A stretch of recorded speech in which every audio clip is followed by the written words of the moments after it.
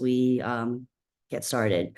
So good morning. Thank you everyone for joining this morning. So obviously everyone in the industry has been talking about this NAR commission lawsuit settlement, right? So it was announced on March 15th, and unfortunately there's been a lot of misinformation going on. So I don't have all of the answers because nobody does yet, but I've been doing a lot of research, listening to a lot of podcasts, reading everything. And so today I just wanted to share the facts that I've gathered, kind of what I know is going on so far.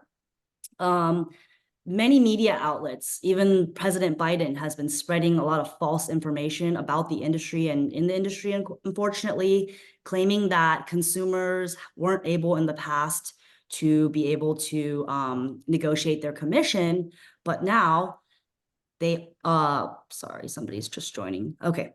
But now that they finally are able to negotiate their commission, this will lower home prices and all of that. But that's totally false. Obviously, commissions have always been negotiable, right? There's always been different brokerages, different agents that offer different percentages. There's always been discount brokerages, flat fee brokerages, and sellers have always had the opportunity to use those services if they want. And we all know that just because you can negotiate for a lower commission doesn't mean that the sale price in the end is going to be lower. Home prices are based on supply and demand, and there's no inventory and no supply right now. So personally, I don't foresee the home prices coming down because of this, but we'll see. So I wanted to just talk about first, like, how did all of this start? So the Sitzer-Burnett lawsuit, it was filed in 2019 in Missouri by a few Missouri home sellers that argued basically that the cooperative compensation model was unfair and had inflated the home prices. So we know that previously when you enter a listing into the MLS, you have to enter a cooperating brokerage compensation, right? It could have been, half of what you are getting on your commission could be 5%, 2.5%, but it could have been as little as $1. But something had to be inputted in order for you to complete your listing. So the argument was that this causes buyers agents to be more likely to take their buyers to homes that offer higher compensation. And the lawsuit basically alleged that big brokerages and colluded with NAR to keep commissions high and inflate the cost of selling a home. And home sellers basically didn't believe that they should have to pay for the buyer's agent when the buyer's agent is actually representing the buyer to get the best deal and negotiating on behalf of the buyer's agent, right? So in April 2022, the lawsuit gained class action, and in October 2023, the jurors deliberated, and they only deliberated for a few hours and determined that NAR and the big brokerages were guilty, and they awarded the plaintiffs $1.78 million. This is where the point is. What's going on? So anyway, 1.78 billion. At least $8,000. At that time, some of the brokerages that were part of the lawsuit decided to settle. So Anywhere and RE/MAX decided to settle. I can't Settling hear didn't you. mean that they Jamie, admitted can you to hear me, guilt, Jamie? but that they decided to settle because the appeals process and the process to fight the lawsuit and everything would be, very expensive. So Anywhere settled for 83.5 million, RE/MAX settled for 55 million, and then after that, I guess. We didn't Jamie, hear a lot of news about it. People were talking about it, but then recently in February, every month you balance, you're at 2024, zero, right? Keller Williams At the end settled of the for year, how much $70 you million. How much? Let's see. Let me No. Don't put it Still here. in. That's it. Don't put it in. We need to Okay, mute somebody. mute him. There we go.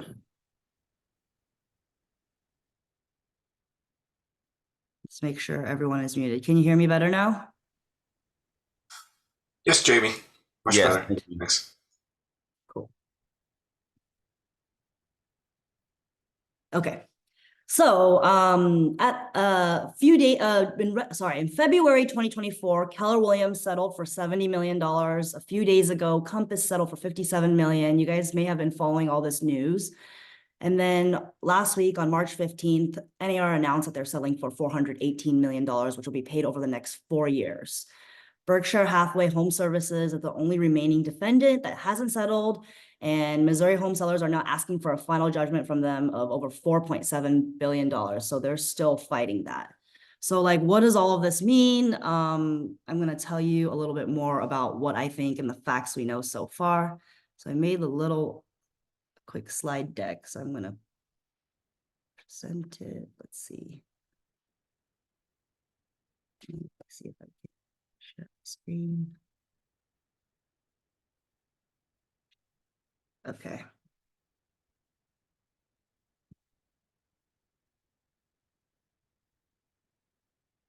So here's the facts that we know so far.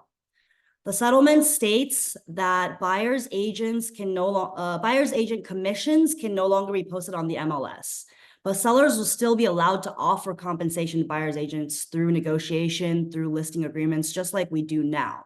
So it doesn't prevent the agent compensation, but it only prevents it from being posted on the MLS. So what does this mean? As a listing agent, it's going to be your responsibility to explain to the seller the importance of the role of the buyer's agent in the transaction and why you believe your seller should still offer compensation to the buyer's agent. If your seller is not offering compensation, the purchase offer from the buyer might include a request to pay for the buyer's commission. And the seller might take it on a case-by-case basis. So if the buyer can't afford it, perhaps the buyer will ask the seller to pay for it. However, if the buyer can afford it and it's a really competitive multiple offer situation, maybe I could foresee the buyer offering to pay for the buyer's agent commission in lieu of the seller as a competitive advantage. So although the buyer's agent commissions will no longer be allowed to be posted on the MLS, the listing agent will still be allowed to post concessions about or closing cost credits to the buyers on the MLS. So as long as these concessions are not conditional to be used to paying commission. So you might say that's essentially the same thing, yes, but the concessions are given to the buyer to be used on whatever the buyer wants. So the buyer can choose to use it on helping pay the buyer's agent's commission, but the seller can't require it to be used that way. The buyer might want to use it for closing costs or something else. And cooperating compensation will still be allowed to be posted on custom property websites, social media, emails, brochures, all your marketing materials, as long as they're not syndicating their feeds directly from the MLS. So I know a lot of personal websites and like other websites like Zillow, Redfin, they're all syndicated from the MLS, so they won't be able to post the agent commission either. But generally, if you made like a custom property website like 123 Main Street and you just uploaded photos and information about the website, about the property on the website, then you can still post about the commission. So secondly, buyer's agents that are participants of the MLS will be required to engage in written buyer agreements with their buyers. So these agreements actually will be good because they will help consumers understand exactly what services and value will be provided and for how much. So this means that moving forward, it'll be extremely important to know how to articulate your value to both buyers and sellers. So note that listing agents will still be able to show buyers their own listings without a buyer representation in place, but they can't get commission from it. So if your state allows dual agency, which the state of California does allow dual agency, you can represent both sides, but then you would need to get a buyer representation agreement signed with the buyer to represent both parties. But anytime an agent shows a listing that is not their own listing, a buyer representation agreement will need to be signed. So of course, there's pros and cons to everything. Everyone's freaking out and talking about how horrible this is. But if you're smart and you want to stay in the business, you'll focus on the opportunity that's here. So the positive is that this will improve the level of professionalism in the industry and should improve the experience for both agents and consumers. So, I mean, like in the past, buyers sometimes think of real estate agents as just door openers, right? Like they just call people to see houses. They may or may not be qualified. They may just be on vacation in LA and they want to look at some cool houses. We waste a lot of time as buyer's agents. So now, after the new law is in place, you won't be able to open a door for a buyer without a buyer's representation agreement in place.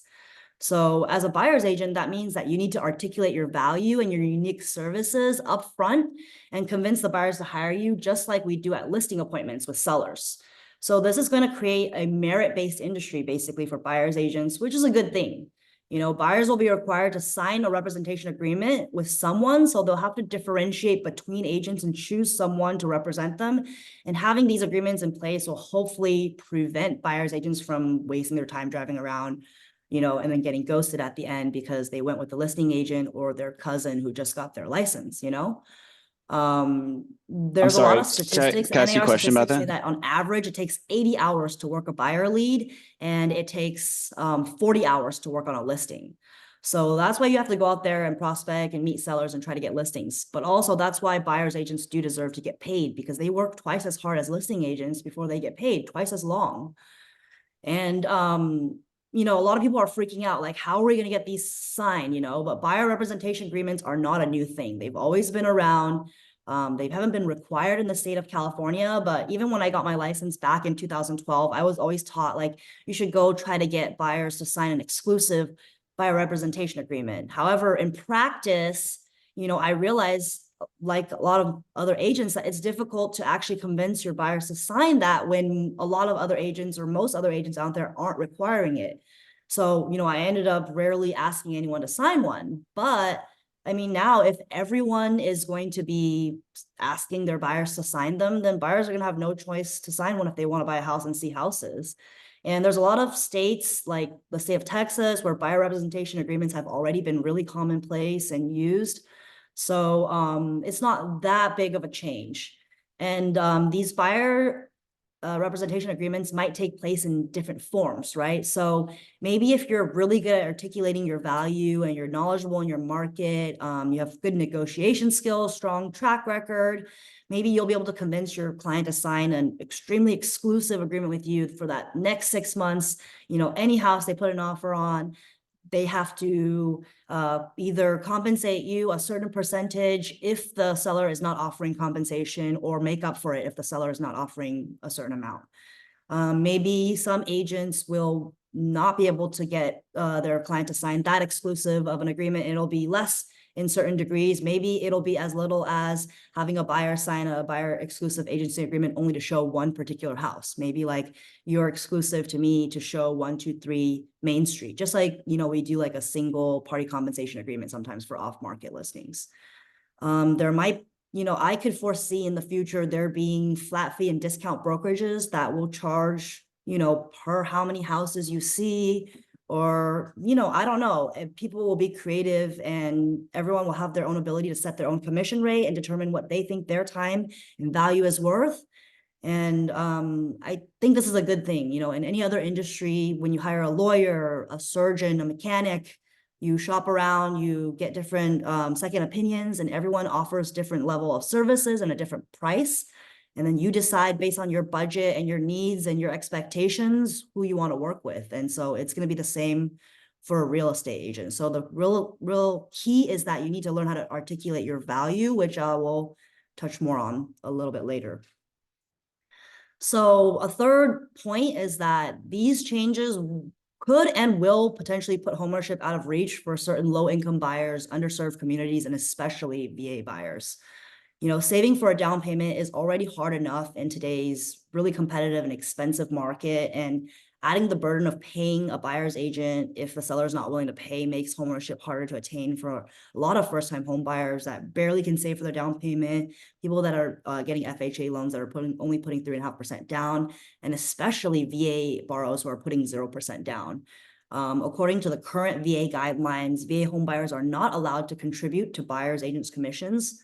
So that basically means that if a seller is not willing to pay for a VA buyer's agent, then they are very unlikely to get their offer accepted, or, you know, they just basically have a lot less access to inventory, because it's already hard enough to get a VA offer accepted, because a lot of times it takes education to teach the listing agent that, you know, it's not so much more difficult or worse than any other conventional transaction.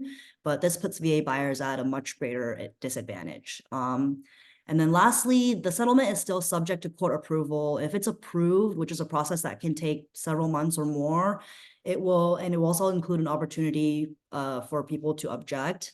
But you know, we'll see. But the changes will take effect probably starting in mid-July 2024. So this is a timeline that hold on. Sorry.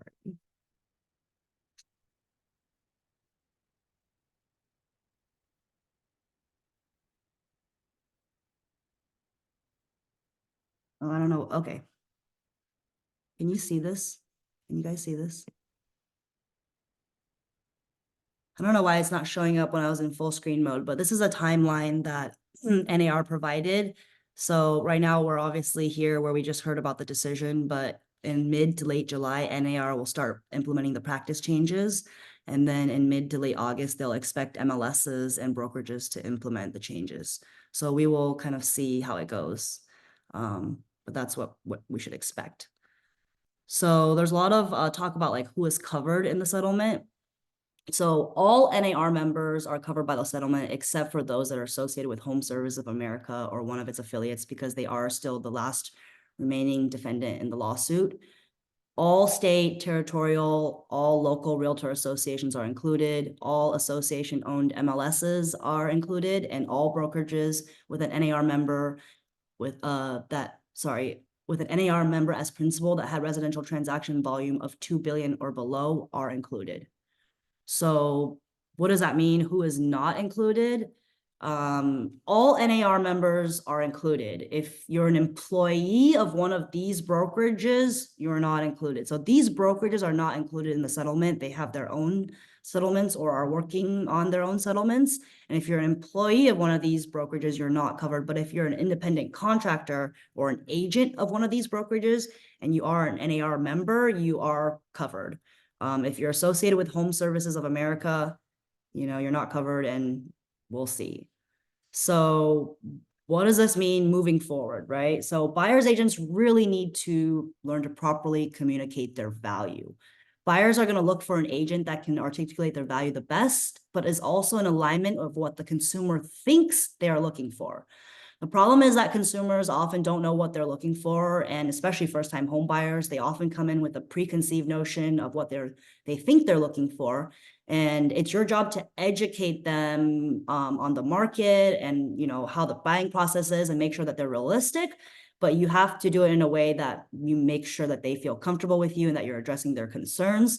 So, you need to have really good communication skills. You need to figure out your unique value proposition on why they should hire you. Do you have the best negotiation skills? Maybe you have a track record of helping buyers win multiple offer situations. Maybe you door knock every single day and you help buyers find off-market properties when they can't find what they're looking for on the market. Maybe you specialize in helping clients purchase properties that you can turn into short-term rentals. There's a lot of different things that you could specialize in. So you need to figure out your value proposition and then figure out how to communicate that. Sorry, my dogs are barking.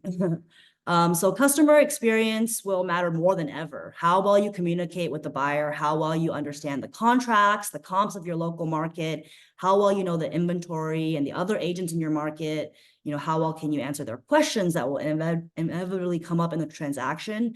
There's just a lot of different ways that you can differentiate yourself besides for having the most sales in the neighborhood. So you need to practice the art of communication. And then after the buyer interviews you, they're probably going to look you up online. So make sure, in this day and age, you really need to have a social media presence. You better have online reviews, be active on all the common real estate platforms and have profiles there, showing that you're out there looking at houses, answering common questions, and showing that you're knowledgeable about real estate. And, my agents already do this, but you should have a buyer presentation just like you would have a listing presentation, right? We have always like a very well-prepared listing presentation when we go meet with sellers, but we should treat buyers the same way because we're earning their business the same way. So you should have a buyer presentation, a home buyer's guide to show your value proposition and make their process, easier. So there's a lot of questions and unknowns moving forward, and nobody really knows what's going to happen. And nobody knows exactly how things will be implemented. So I'm obviously going to be monitoring this closely and we'll update everyone as I get more information. But, some of the common questions and things that everyone is probably hearing is, are agents going to leave the industry? Analysts are saying 1 million agents will leave the industry. Like, who knows? I think that some less skilled agents will leave the industry, which will hopefully raise the industry standard. But I don't think 1 million agents are going to leave the industry. Will there be more dual agency? Maybe, but I think dual agency has always been available. And there's, we all have seen and experienced the clients that are just insistent on using the listing agent. And those clients are always going to do that probably still.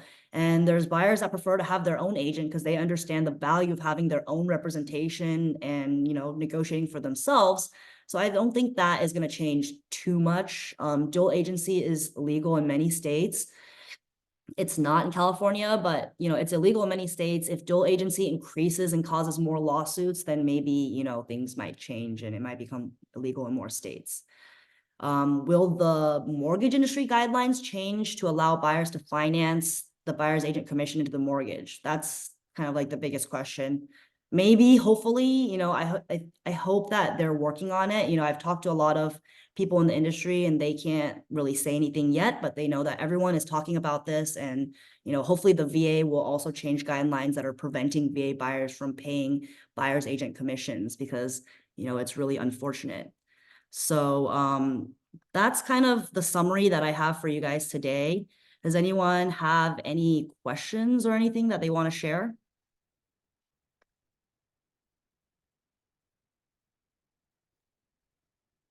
Hey Jamie, so this is No nationwide, right? questions? Anyone have any questions or want to say anything that they've read? Can you hear anything, Jamie? Can you hear Mauricio just shared a talking? great article that says 179 ways agents who are realtors are worth every penny. So that looks like it would be a good read. Oh wait, he only sent it to me. Let me send it to everyone.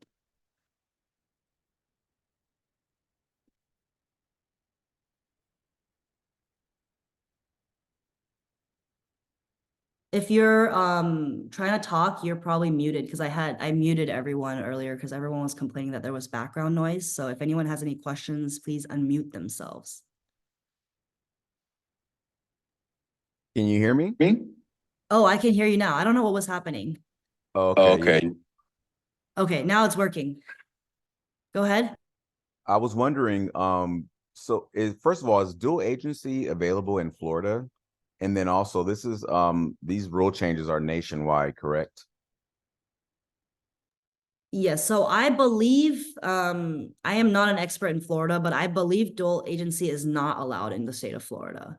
And I can confirm for you and get back to you on that. And yes, these changes are nationwide. So they will be nationwide. Thank you. Anyone else?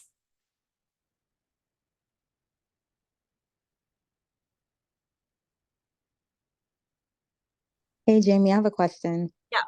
Hypothetically speaking, if you have to charge your buyer, do you think it should be like 1%, like 2% of the price point they're looking for, or what do you suggest? Yeah, that's a really good question. I mean, so honestly, as an agent, it's up to you to determine your own value and what you want to charge. Obviously in the past, a lot of the times we saw commissions being at 5% with 2.5% at each side. It used to be even that it was more common that it was 6% and 3% each side, but we've seen a lot more, competition and discount brokerages coming in offering 2%, 1.5%, even lower. And so, there's not going to be a set rule legally. You have to kind of think about what you think your time is worth. You might even, some agents might say like, I'm only going to charge 2.5% always, and some agents might, work on a case by case situation. Maybe they'll charge a little bit less for a VA buyer. Who knows? So, you have to determine kind of your own value proposition. And I'm happy to chat with you on that individually offline as well. Okay, thank you. Anyone else have any questions? Hi, Jamie. This is Christine. This is not a question, more like a thought, is that I did think about how this might encourage dual agency. At the same time, if a listing agent is only getting paid, let's say 2 to 3%, but it's not to do double the work, I wonder if that would actually discourage dual agency. That's just a thought. Yeah, no, I completely agree with you. I mean, I don't think that you should do dual, like I'm sure there will be agents out there that will do dual agency for free. And there have been agents that have done that in the past, But that doesn't mean that you should as an agent. I mean, I personally wouldn't. I wouldn't, I would obviously disclose to both parties very carefully the, risks and pros and cons of dual agency. But if they both wanted to move forward with it, I maybe would give a discount, but I wouldn't do it for free personally. I would still, like you said, it's more work and you're representing both parties. It's more liability. So you should get paid more for it.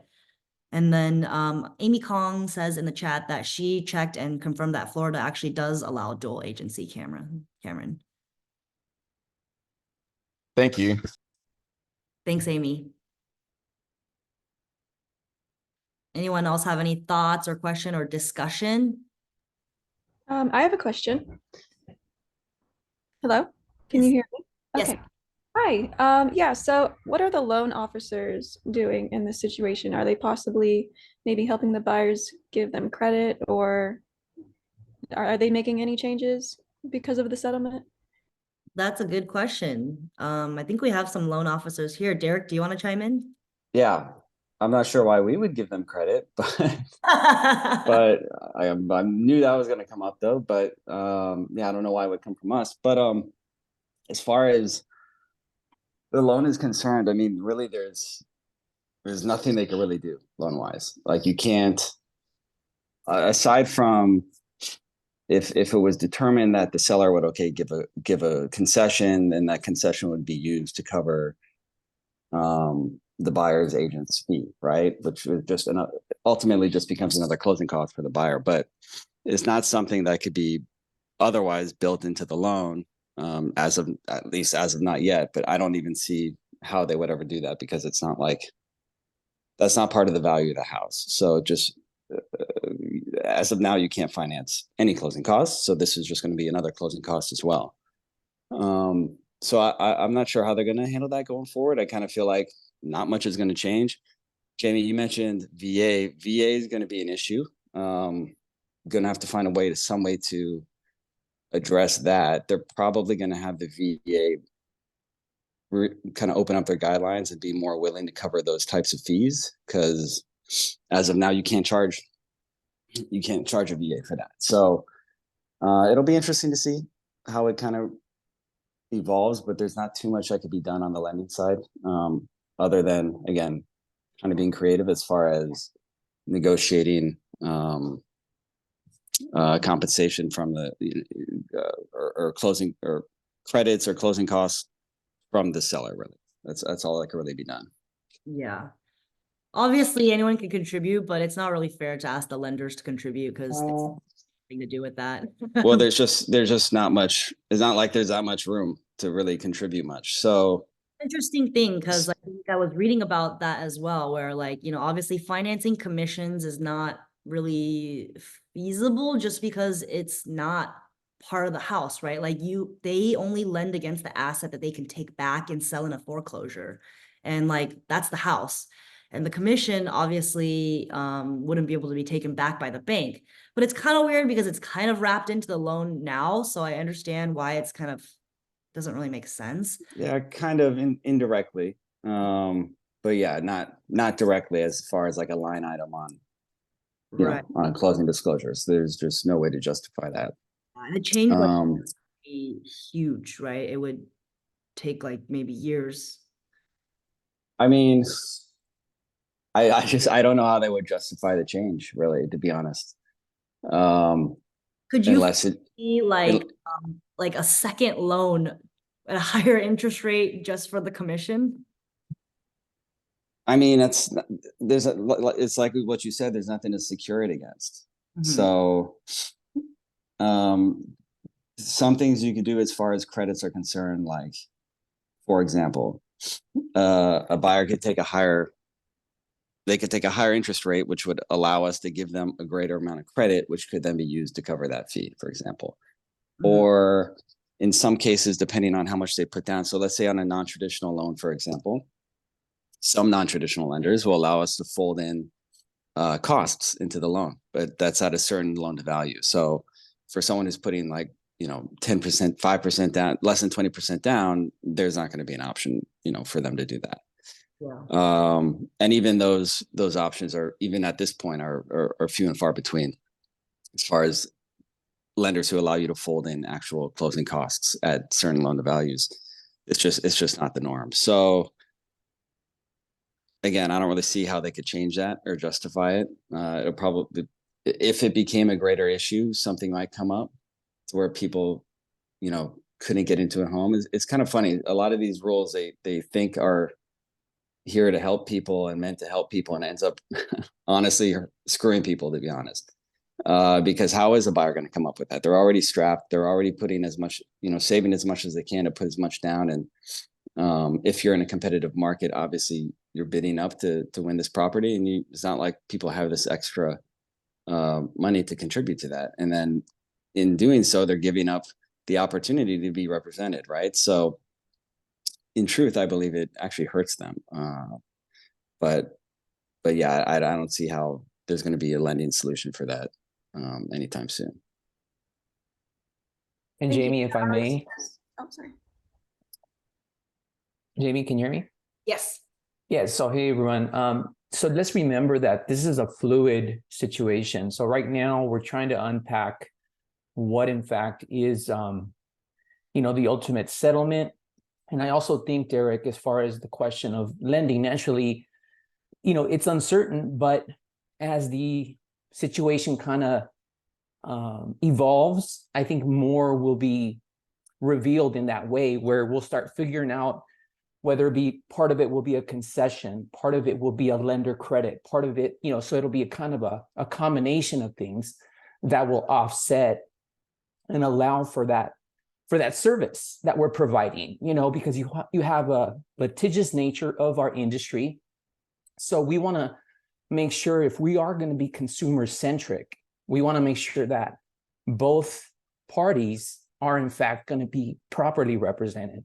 So I think there's going to be a dynamic that will play into it. And, you know, certainly I'm sure Jamie's going to stay all over it. Certainly, I encourage all of you to also go on YouTube, you know, and really be able to articulate what is your value proposition, set the proper expectations in terms of both seller, because in essence, as it currently is written, and surveys will tell you, over 90% of consumers actually use an agent. So just from that standpoint alone, you have the competition aspect. So if you want to position your seller to be in front of the most amount of buyers, you want to articulate and be able to provide that expectation to the effect of, hey, you know what, here's how we position yourself, or, you know, position you to get in front of as many buyers as possible. And then actually, as a buyer's agent, you have to do the same, be able to articulate it in a fashion to your buyer where, okay, there's going to be potentially different ways where my compensation will be included in this transaction. Yes, it's not going to be in the MLS, it's not going to be in the RPA, but there will be an agreement, and here's how we're going to approach it. Here's how we're going to be able to share with the seller and the seller's agent, you know, how we will be able to do it in a fashion where, you know, again, it's transparent and you know, and it's in the best interest of everybody, you know, whether it be the litigious nature, et cetera. So I do feel that this is the first, you know, this is the 1.0, the first iteration, but I do feel that we're going to continue to unpack this and learn more, and then, you know, mastermind it as we're doing it, you know, in terms of, okay, finding solution. If we get into that solution mode, I feel we're going to be better as an industry. And I think this is going to elevate the industry to a, you know, in a way where, look at us, we're all now trying to figure out, you know, where we all slot in terms of our level of, you know, what our roles are, professionalism, et cetera. So I'm eager to, you know, I'm like you guys, ready to learn and hopefully, you know, evolve with this this decision and go from there. Thank you. Yes, Amy. You have something to share, please? Hey, everyone. Good morning. Thank you so much, Jamie, for putting this together. And I really, honestly, I'm one of the broker owner, and I am as frustrated as any one of you. But if you look at the hindsight, and when you go national, you will notice actually there are like if I'm not mistaken, there are 13 states actually have a mandate of using a buyer broker agreement already. It's just that, a lot of us may be from California and we are not really used to it. So we are kind of like skeptical on what it is. And I got a chance to talk to some people from like Atlanta and also in Washington State, Seattle, and they've been using the buy broker agreement, and they do not really see a whole lot of discount fall just because of the buy broker agreement. I guess the fall of our pay actually contributed by our own realtor community. If people choose not to value their own work, but discount their paid, it will drag everybody down. So I think this is the right time for us to really reevaluate. I remember 2015, NAR has a report showing that 7% of the agents doing 93% of the business. So my question to you all today is that, are you that 7%? Or you choose to be that 93% that only close 1 or 2 deals a year, but mess up the industry and create all these bad reputation? I mean, this is a question mark for all of us to rethink, and what are the value and what are the contributions that we have completed, and really truly not just look at the paycheck, but the community's benefit, right? So there is one thing really very challenging, and I'm challenging every one of you here on the call. You remember on the settlement saying that commission is negotiable, and it's not going to post it on MLS. Yes, we can post it on our website, right? But if a seller, when you're taking a listing, choose to pay different people different rates of commission, that's discrimination.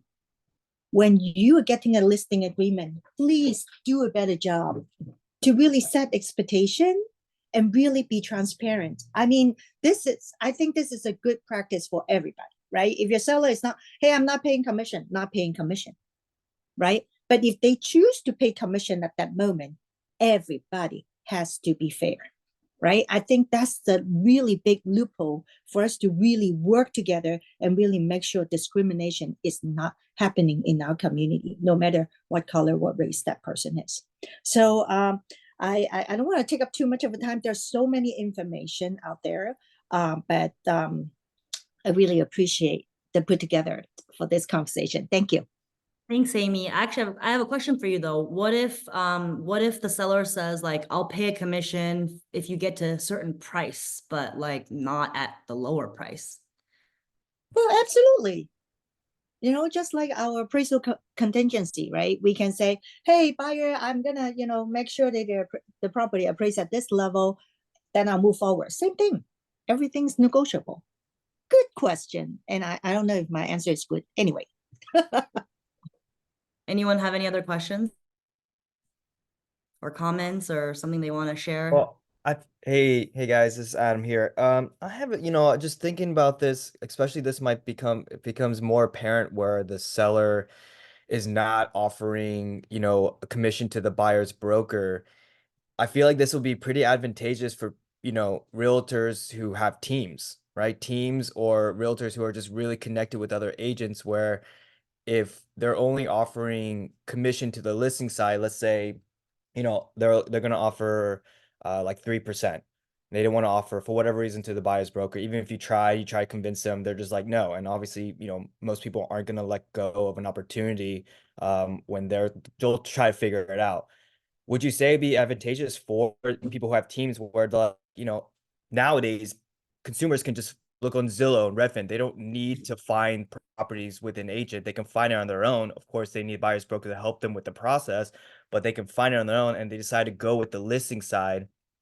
Could that listing agent, essentially, if they're on a team, just use one of their team members to be the buyer's broker, essentially, and just be like, try to negotiate with their team, like, oh, we'll have like, And then one last for thing, bigger can you just teams. add your Sorry, go ahead. Sorry, I think I was cutting out my internet. Was someone asking something? No. I think just somebody didn't have their on. Oh, But yeah, that just kind of came up to my thought of, I feel like, these bigger teams, the Altmans, and just as an example, they have all these people working, for them. Couldn't they just use their agents to quote unquote be the buyer's agent to represent and, negotiate like, okay, they're going to get 1% for the buyer's agent while the listing side gets more of a commission? Would that be more prevalent now if it becomes more apparent about the, you know, consumers listing side not sellers not offering a buyer's broker's agent commission? I don't really think so, because I think that if they wanted to do that now, they already could anyway. And people already do stuff like that where they, they say like, if you use someone from the same brokerage, it's discounted, like, so I don't think, I mean, it's already been a possibility, so I feel like it'll be the same. Well, it's always been a possibility, but now that it's consumers will be more, as time goes on, aware of, hey, I don't need to pay buyers brokers, even though they didn't have, it's always negotiable, but for them and the media is telling them, oh, you never have to. Yeah, the practice will be like this, like you meet a buyer, right? And then you will have a consultation with them, which you should anyway, right? But the consultation will probably be more serious this time and maybe take longer. And you'll treat it more like a listing presentation, hopefully, right? And you do this consultation, then you'll tell the buyer, hey, my rate, because of all of these things that I do, and you present your value proposition, is 2.5% of the property value. Now, if the seller is offering compensation, then great. If they're not, then you need to make up for the difference. And maybe the buyer will agree, or maybe the buyer won't agree, right? And so you'll sign some sort of agreement with them like that.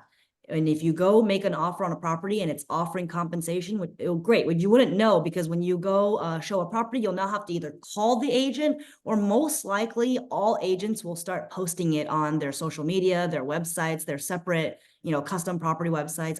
I see that custom property websites will probably become more commonplace for even cheaper properties now, because it doesn't cost that much to set one up and you can put the commission on there, right? But if you can't find that information easily, you'll probably pick up your phone, call them or text them and find out if there's commission, right? If there is commission, then great. If it's not the full 2.5%, you'll talk to the buyer. Buyer might make up for the difference. And if the buyer is not making up for the difference, you might put it into your offer to request the seller to pay more or whatever. I mean, it's all negotiable now. So that would be kind of like the practice. I'm not sure if I answer your question really, but And then Adam, if I can just interject, it's still a dual agency, obviously, if it's a different agent within your office. So again, it's just a matter of being able to communicate that with the, the customer, who hopefully will become a client when you sign that buyer broker agreement. So I think just again, it's all about setting the proper expectations, I feel. So clear cooperation is still in place. So, you still have to share your listings within 1 day of advertising it or getting the listing agreement signed, if you choose to still be part of the MLS, which if you don't choose to be part of the MLS, then your listings won't syndicate anywhere. So that's kind of like where we're at now. Yeah, I just want to say that I know that it sounds like a big change, but if you really take like a 50,000 sky aerial view of it, how many times have buyer agents complain about, I showed this buyer so many properties, and then last minute that buyer either goes with the listing agent or the buyer goes with a completely different agent, right? So just because the listing agent was negotiating at 2.5% for you doesn't mean that that buyer is ultimately going to go with you. The buyer's going to go with you if they have a relationship with you. So if in a way, it doesn't really change anything, because now it does change for the buyer in terms of extra burden, and maybe there is another hurdle for the buyer. But from us as an agent standpoint, it doesn't really change anything, because they're going to need us to write the offer, and they're going to go with whoever they need someone to write the offer. So they'll just go with whoever they have a relationship with. And the burden is on the buyer's end to come up with the money. But if they have the money, they're going to choose somebody.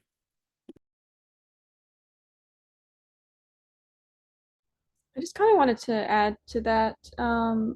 So would there possibly be a situation where buyers would have to compensate buyers agents for showing them houses? So it becomes a little bit more like not like an hourly wage, but at least the buyer agents would be compensated for something at this point. Like I know before it wasn't like that because it's like, okay, well, if we show you the house, like it's kind of baked into the commission, but now it feels like the buyer agent should be paid for doing like market analysis or taking them around for gas, stuff like that. I don't know. Yeah, I mean, that's certainly I can definitely foresee that. I can foresee people saying like maybe, maybe they don't want to sign an exclusive agreement with you for 6 months. Maybe you say, okay, I'll show you these 3 houses and you're exclusive to me for these 3 houses. And if you buy it, I'll get 2.5% commission. But if you don't buy it, you pay me $100 per house, or I don't know. I can certainly foresee that happening. Yes. I think Or that, what, yeah, or would it be something like, okay, if I'm your buyer agent and I show you these houses, you pay me this, like, I don't know, 100 per house or whatever, but that goes into the closing costs of buying the house. So you can kind of like deduct that. yeah. Yeah, it could be like almost like a retainer or like Yeah. I don't know. potentially, yeah. And maybe like people would charge more for people who take longer to buy. I don't know. I think there's a lot of different interesting models that could come out. Because it is interesting, you get paid for the same amount if you take the buyer to one house, or if you show them a house for 2 years and you show them 200 houses and then they bought a house, it's still the same. So it'll be interesting. Hey, Jamie, I have a kind of a random question for you. Something you mentioned earlier, which was interesting. So to open a door for a buyer, you have to have them sign an agreement, which is kind of wild, but also kind of cool because, yeah, it kind of, solidifies your relationship with them. What if they call you as a listing agent, want to see the house? Do you then have to sign a buyer's agreement? Yeah, so according to what I've been reading in my research, a listing agent can show a house if it's their listing, but they can't expect to have compensation for it.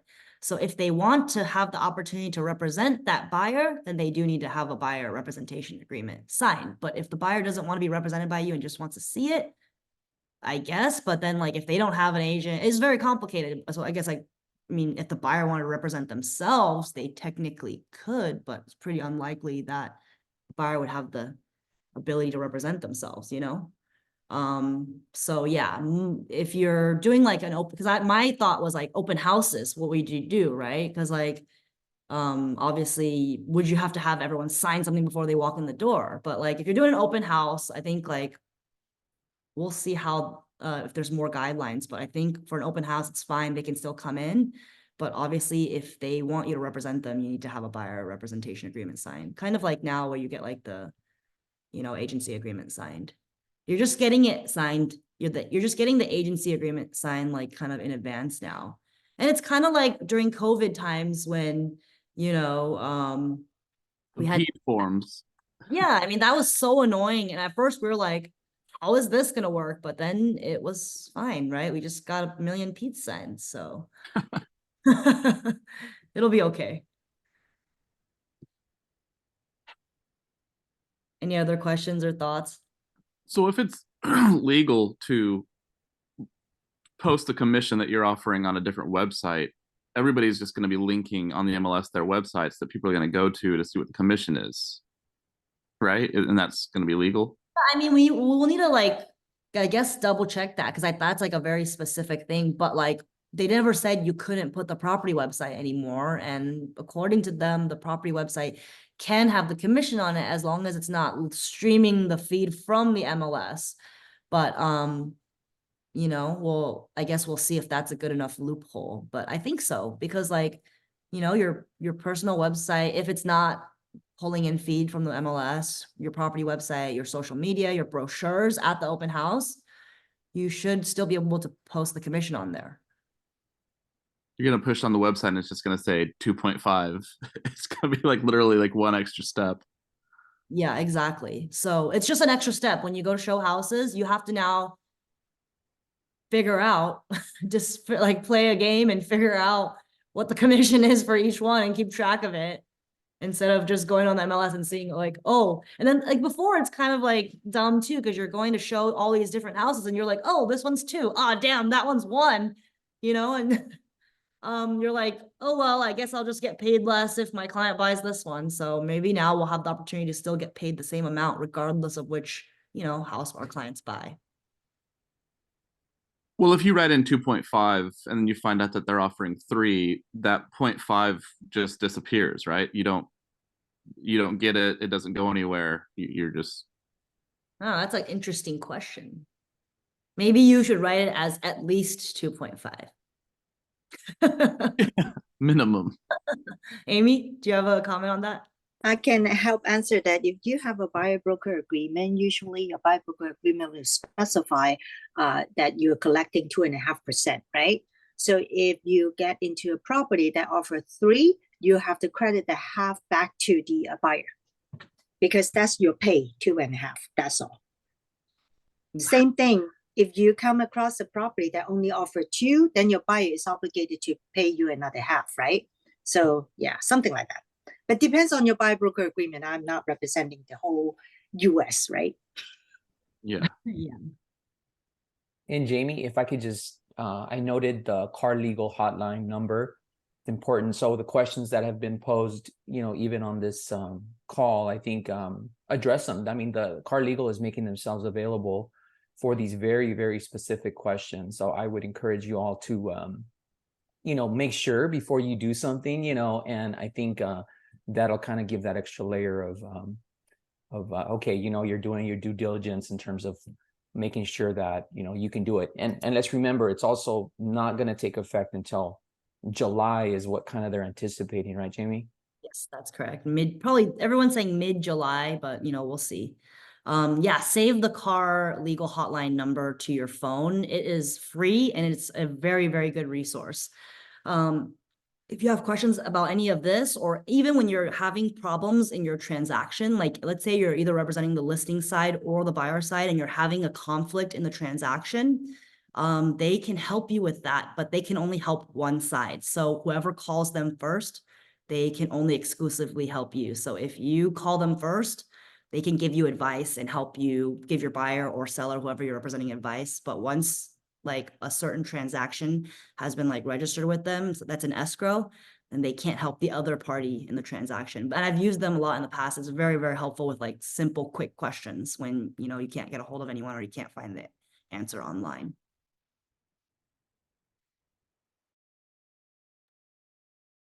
This is all very, very good discussion, really great questions. Anyone else have anything that they want to comment on? Yeah, I have a quick question going back to the buyer agent getting, okay, so for example, if it's 2% and then the seller decides to pay 2.5%, would there maybe be an amendment in the buyer agreement so that it can be converted to 2.5%, or would the 0.5% be? I think it's all negotiable. So certainly, like if your buyer thinks you've been doing an amazing job and they want to give you that bonus, I don't see why not. You could amend it and get the whole thing. If your buyer's like, ooh, like you only agreed to 2, too bad, like I want it, then maybe you'll just credit it to your buyer. And I can foresee the seller saying like, nope, I don't know. Maybe the seller doesn't want to pay it, but the seller already agreed on the listing agreement. Then I think they kind of, I don't know if they're obligated, but they're kind of committed to pay it.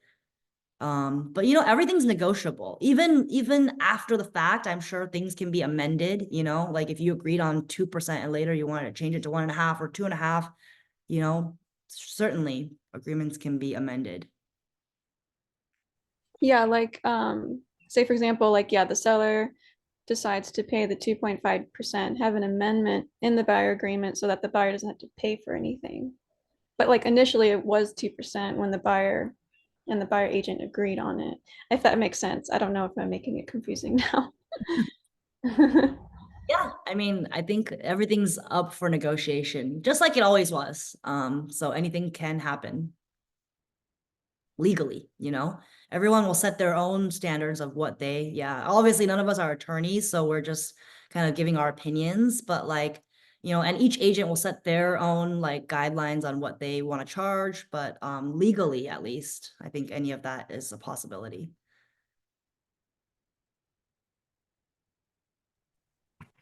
Jamie, I wanted to comment on the question. Is that if I were you representing a buyer, I would not lower my commission first, and maybe put 2.5% at the beginning instead of 2. So just in case if they don't pay that much, then you can always adjust down instead of coming back up. So just a thought. Yeah, definitely. I agree with that.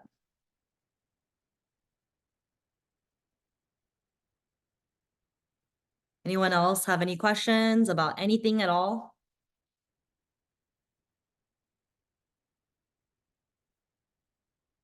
No, that's it. Okay, well, we're just right on time too. It's about to be 10:30, so I guess we can wrap it up if nobody else has any questions. But hopefully you guys, oh wait, we have a question. Oh wait, we have a question. Go ahead. Hey, Jamie, for the recording, will you all be emailing this out? Yeah, I will post the recording on YouTube. So after I post it, I will email the link to everyone. Perfect, thank you. Yeah, for sure. Awesome. So I hope everyone found this helpful. I will continue gathering the facts and whatever I know, and we will do more masterminds and more discussions on this in the coming weeks and months, and definitely before July. So don't worry about it too much for now. I think right now, just focus on learning and building your value proposition. Work on your buyer presentation, just like you work on your listing presentation. Work on building your social media profiles, your resumes basically online, and then focus on all of that, and you'll be able to stay in business and keep doing deals. And if any of the less skilled agents leave the business, then hopefully there will be more business to go around for us. So thanks again, everyone, for joining us today, and I hope you guys have a very productive Tuesday morning. Bye, everyone. Jamie. Thanks, Jamie. Bye, everyone. Yeah. Thank you. Bye-bye. Yeah.